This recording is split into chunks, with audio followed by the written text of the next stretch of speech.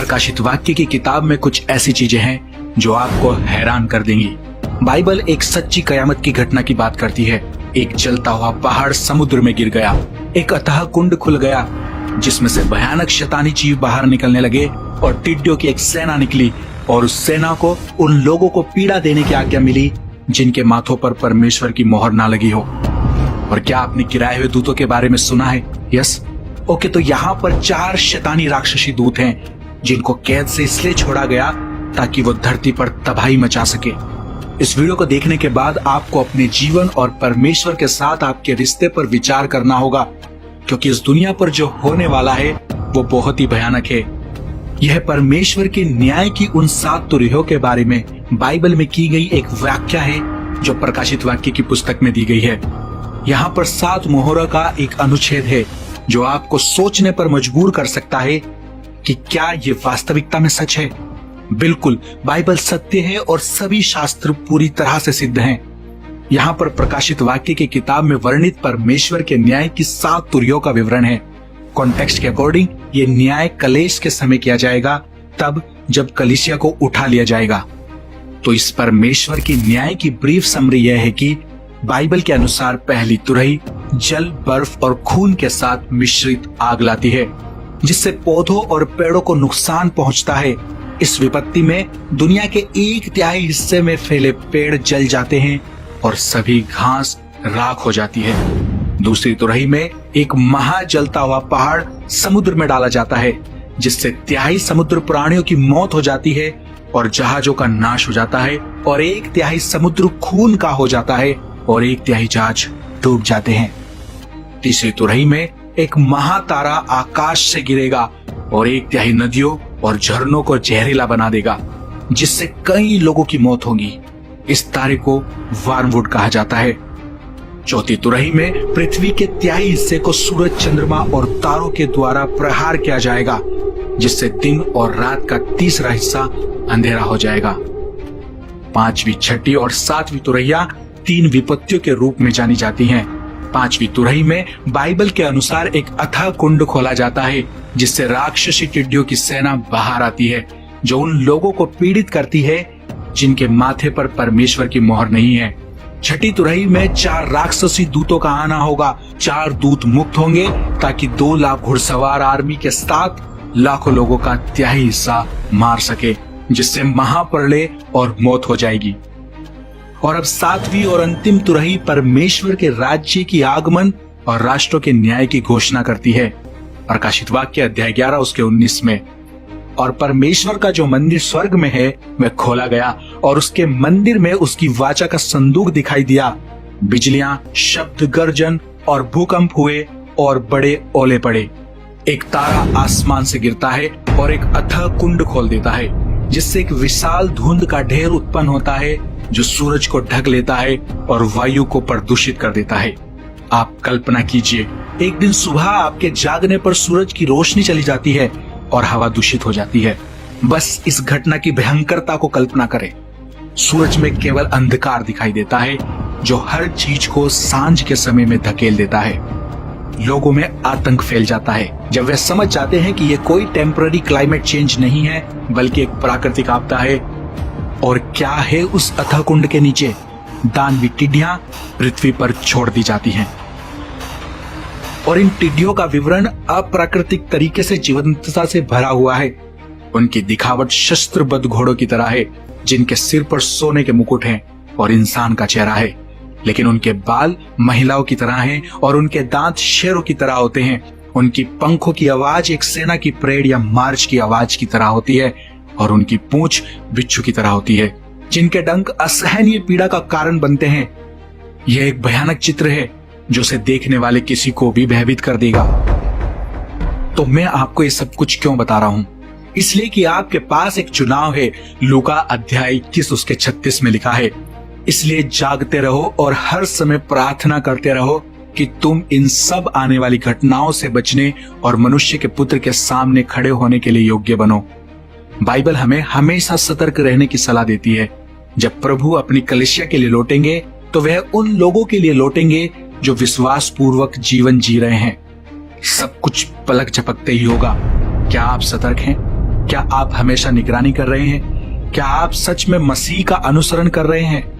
प्रकाशित वाक्य अध्याय 12 उसके 12 को देखे, जो कहता है, इस कारण है स्वर्गों और उनमें रहने वाले मग्न हो, हे पृथ्वी और समुद्र तुम पर हाय, क्योंकि शैतान बड़े क्रोध के साथ तुम्हारे पास उतर आया है, क्योंकि जानता है कि उसका समय थोड़ा ही बाकी है।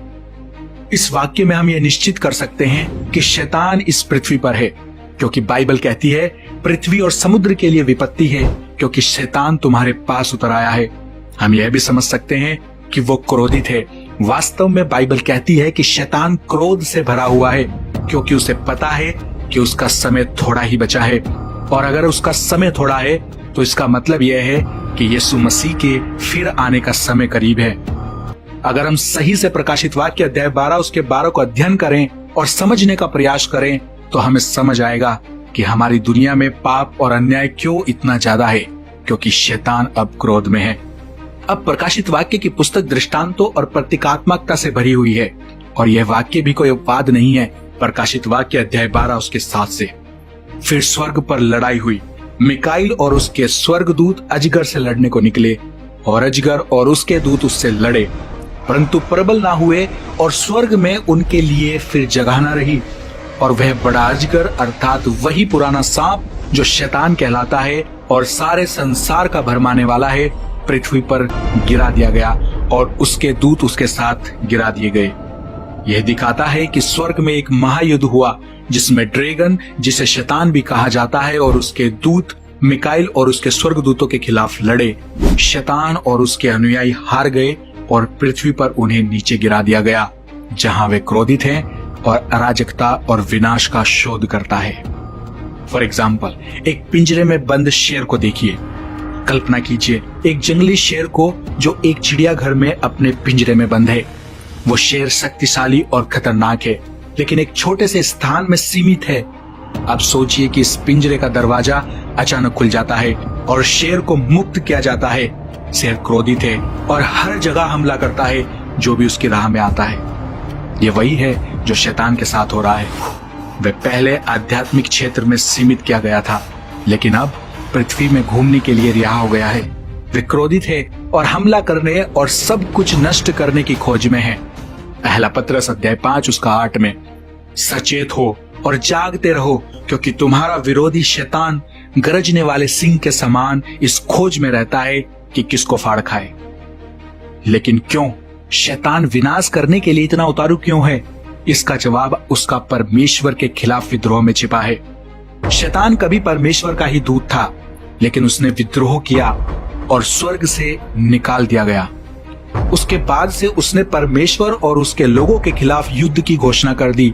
सच्चाई और ज्ञान से दूर लोगों को पाप की ओर ले गया, और इसलिए संसार में पाप और बुराई इतने अधिक होते हैं। इस दुनिया में शैतान सक्रिय रूप से लोगों को प्रलोभन और पाप में ले जाने का काम कर रहा है, और यह उम्मीद करता है कि वह लोगों को परमेश्वर से दूर और अनंत निंदन की ओर मोड़ देगा। लेकिन हमें डरने की आवश्यकता नहीं है, क्योंकि यीशु ने पहले ही शैतान को क्रूस पर हरा दिया है। प्रकाशित वाक्य अध्याय 12 उसका 12वां वचन हमें याद दिलाता है कि इस दुनिया में पाप और बुराई शैतान के परमेश्वर के खिलाफ विद्रोह के कारण है। लेकिन हम मसीह विश्वासी होने के नाते यह आश्वासन ले सकते हैं कि यीशु ने पहले ही शैतान पर विजय प्राप्त कर ली है, और यीशु के द्वारा ही हमें प्रलोभन का सामना करने की शक्ति और बुराई को परास्त करने की क्षमता मिली है। आओ हम यीशु में अपना विश्वास रखें और शैतान की योजनाओं के खिलाफ दृढ़ता से खड़े हों, जानते हुए कि हमारा शाश्वत इनाम यीशु मसीह में सुरक्षित है। हर दिन हमें एक चुनाव करना होता है। भविष्य के डर में जीने की कोई आवश्यकता नहीं है।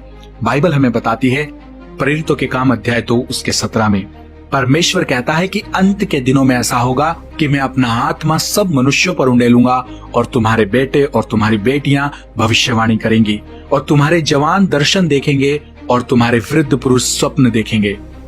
तीतुस अध्याय 2 उसके 13 में बाइबल हमें बताती है, और उस धन्य आशा की अर्थात अपने महान परमेश्वर और उद्धारकर्ता यीशु मसीह की महिमा के प्रकट होने की प्रतीक्षा करते रहें, जिसने अपने आप को हमारे लिए दे दिया कि हमें हर प्रकार के अधर्म से छुड़ा ले और शुद्ध करके अपने लिए एक ऐसी जाति बना ले जो भले भले कामों में समग्र हो।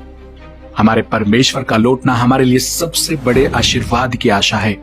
इसलिए निराश ना हो, इस दुनिया के बारे में ना सोचो, बल्कि अपनी आंखें यीशु मसीह पर बनाए रखें, जो सच्चाई और जीवन है और जिसने स्पष्ट रूप से कहा है कि कोई भी पिता के पास मेरे बिना नहीं आता। आप और मुझे ये सुनिश्चित करना चाहिए कि हम मत्ती में उल्लेखित उन लोगों की तरह ना बने, जहां बाइबल कहती है कि उस दिन कई लोग मुझसे कहेंगे कि हे प्रभु, क्या हमने तेरे नाम में भविष्यवाणी नहीं की, तेरे नाम में दुष्ट आत्माओं को नहीं निकाला, तेरे नाम से बहुत सारे शक्तिशाली काम नहीं किए। हम में से बुद्धिमान ये ध्यान रखेंगे, समय के संकेतों को ध्यान से देखेंगे, जबकि मूर्ख नींद में होंगे, ज्ञान की कमी के कारण संकेतों पर ध्यान नहीं देंगे। परमेश्वर की बुद्धिमत्ता को मांगने के लिए प्रार्थना करते रहो। हमें इन समयों में बुद्धिमान होने की आवश्यकता है। हमें आत्मा से भरा रहना और आत्मा द्वारा मार्गदर्शित होना है। हमें अपने जीवन की तैयारी करनी है और हमें हमारे प्रभु और उद्धारकर्ता यीशु मसीह के वादे की प्रतीक्षा में तैयार बने रहना है। यूहन्ना अध्याय 14 उसका 2 और 3 में, मेरे पिता के घर में बहुत से रहने के स्थान हैं, यदि ना होते तो मैं तुमसे कह देता, क्योंकि मैं तुम्हारे लिए जगह तैयार करने जाता हूँ, और यदि मैं जाकर तुम्हारे लिए जगह तैयार करूँ तो फिर आकर तुम्हें अपने यहाँ ले जाऊंगा, कि जहां मैं रहूं वहां तुम भी रहो। यह एक अच्छी खबर है कि परमेश्वर इस दुष्टता का अंत करेंगे और हमें हमारे स्वर्गीय निवासों में पुनः स्थापित करेंगे। हालांकि उस दिन तक जब वह आता है, प्रभु ने हमें संकेत दिए हैं कि समय निकट है। उन्होंने हमें स्पष्ट संकेत दिए हैं जिनसे हमें यह जानना चाहिए कि अंत निकट है। बाइबल हमें बताती है कि कुछ ऐसे लोग उठ खड़े होंगे जो खुद को मसीह या मसीहा के रूप में दावा करेंगे, लेकिन हमें सावधान किया जाता है कि हमें ऐसों को सुनना नहीं चाहिए, बल्कि दुनिया की बातों पर ध्यान केंद्रित करने की बजाय मैं आपको प्रेरित करता हूं कि आप अपना ध्यान ईश्वर की खोज करने पर केंद्रित करें। यह हमारा एकमात्र ध्यान होना चाहिए कि हम यीशु मसीह को अधिक से अधिक जानने के लिए प्रार्थना करें। बाइबल हमें जागरूक होने के लिए बुलाती है। प्रभु यीशु हमें जागरूक करना चाहते हैं कि स्वर्ग और नरक है और एक दिन न्याय का है। मुझे नहीं पता कि आप कितना जानते हैं, लेकिन स्वर्ग के बारे में जो मैंने पढ़ा है, स्वर्ग एक बेहद सुंदर जगह है। वहां कोई आंसू ना होंगे, ना कोई दुख होगा, केवल आनंद, केवल शांति और परमेश्वर की उपस्थिति हमेशा के लिए। मौत और संक्रामक बीमारियों से दूर, प्राकृतिक आपदाओं और विनाश से मुक्त। मैं चाहता हूं कि आप अपने समय को यीशु मसीह के साथ एक गहरा संबंध बनाने पर ध्यान केंद्रित करें, ताकि जब हम उसके सामने खड़े हों, हमें शाबाशी सुनाई जाए, अच्छा और वफादार दास। वीडियो को लाइक और शेयर करना ना भूलें। और WTL पर अगर आप पहली बार आए हैं तो मेरी आपसे रिक्वेस्ट है, जल्दी से आप WTL को सब्सक्राइब कर लें और साथ में बेल आइकन भी प्रेस कर दें, ताकि हमारी आने वाली नेक्स्ट वीडियो का नोटिफिकेशन सबसे पहले आपको मिल सके। Thank you. May God bless you. Stay tune, stay blessed.